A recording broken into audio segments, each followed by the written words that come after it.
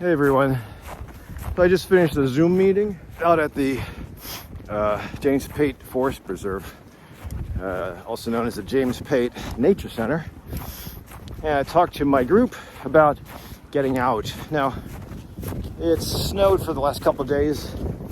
We've got about 4 inches of snow on the trail, and when you use the trail for estimating or for exercise, I think you can certainly just be out in nature to relax, disconnect, and slow down the stress response, or just allowing the parasympathetic or relaxation response to come on in.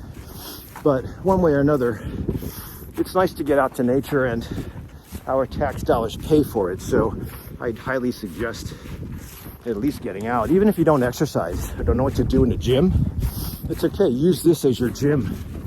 But the problem with hiking is that you're moving mostly leg and turning on core.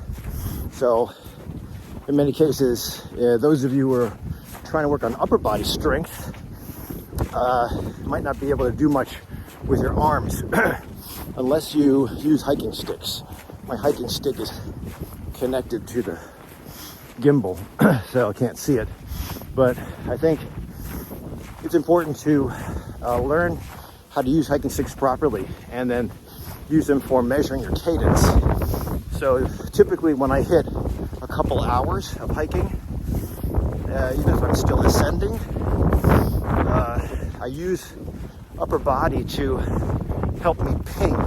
So I hit the ground with my hiking stick, but it also throws a little bit more upper body balance off the core and into your shoulders and arms. So as you fatigue out the legs, use up all your intramuscular glycogen, but your body will constantly be able to make more glucose, even if you've burned up all your stores of glycogen. We usually use glucose or fat, glycerol, for energy. Sometimes people will know glucose, but they won't know glycerol, so just think ketones. Ultimately, those are the only two forms of energy packets that we have available to us.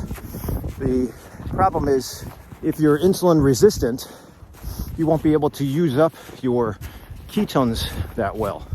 Body doesn't recognize that it has a whole crap load of stored fat to burn, and it ignores that, especially if you're insulin resistant. And muscles and brain just ask for glucose. Again, the problem is, after enduring 6 hours, you'll probably burn up most of your stored glucose. And then it's a matter of that Cori cycle, gluconeogenesis, how good the liver is at making glucose, because your liver can make glucose. It's a powerhouse, but it can make it out of fat.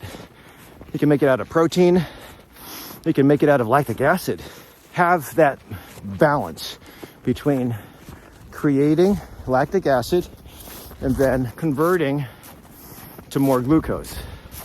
And that, long way is what functional threshold power is. So that's where you're supposed to hover.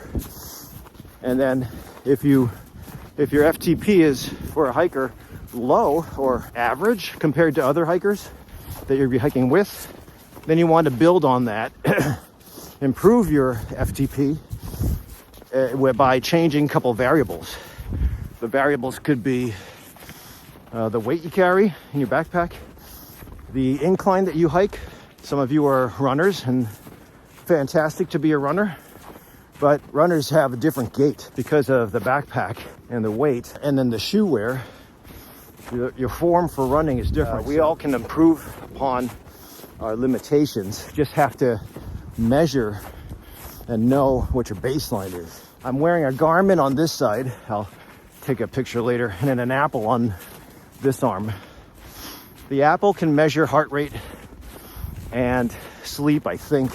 I haven't upgraded my software, so I don't think it's giving the newest software on sleep, which I heard breaks your sleep pattern into light wave, slow wave, or deep, and then REM. Try to improve on your performance, whether it's getting ready for a hike or just improving your tolerance to exercise activity. We have to design a routine personally designed for you. Our bodies usually are great at turning around disease or halting it, reversing some toxin exposure, toxic relationships. But if you keep on tasting that signal, eventually the body and brain will say, forget it. By the time you feel that at 50 to 60, you're deeply entrenched in bad habits. And that's why I think it's important to reverse the offensive or useless lifestyle. All right, this is about where I started. I've accomplished a loop right at the junction there. I'll take my time. Parking lot, and it's a trail to another loop. That is the nature center, and then that's the big loop. So, and stop this one. Got the Apple Watch. I don't know if you can see that. 1.78 miles, about 48 minutes. Apple Watch, I think it says the same, 49.41. There's the distance. So these Apple Watches are pretty good, and this is the cheap one. 1.79 in little less than an hour. Taking that as a hash mark, I'd say I can accomplish let's just make it 1.8 miles at that kind of speed. That would be my FTP for snow.